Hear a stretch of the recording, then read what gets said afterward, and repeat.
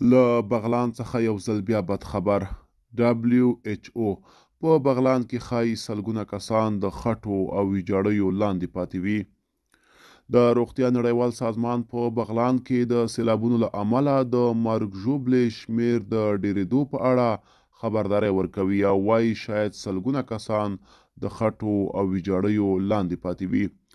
د روغتیا نړیوال سازمان وایي په بغلان کې د سیلابونو له امله شاید سلګونه تنه تر خټو او ویجاړیو لاندې پاتې وي او احتمال لري چې په راتلونکو ورځو کې د دوی طبیعي پیښې د تلفاتو شمیر زیات شي.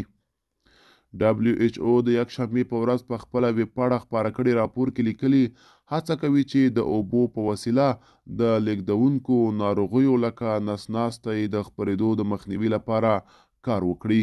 په دې راپور کې په افغانستان کې د روغتیا نړیوال سازمان استازی ډاکټر جمشید تنولی له قوله لیکل شوي په زیانمنو سیمو کې د روغتیايي خدمتونو، پاکو اوبو او د سیلابونو له امله د رواني پلوه زیانمنو شویو سره د مرستو د دوام هڅه کیږي.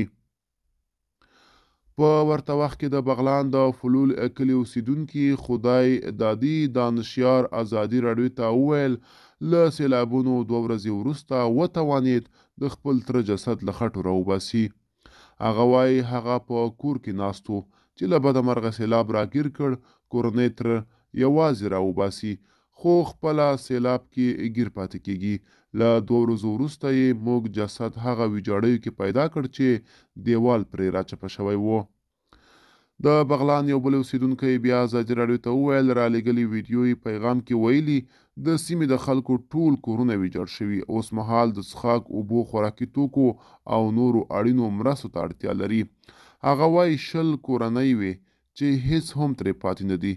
دلته 9 تنه شهیدان او 10 تنه نور ټپیان شوي دي او ټوله سیمه په ویجاړۍ بدله شوې ده.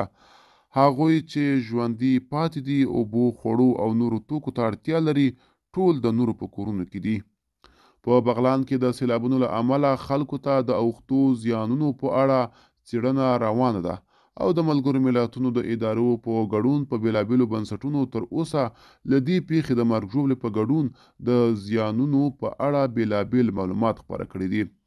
خو هغه شمیر چې د یکشنبې په ورځ د طالبانو حکومت د کډوالو او بیرته راستنېدونکو چارو وزارت خپاره کړی ښایي چې د جمعې ورځ په راوتلو سیلابونو کې په بغلان کې 315 تنه مړه شوي او 1630 نور ټپیان دي.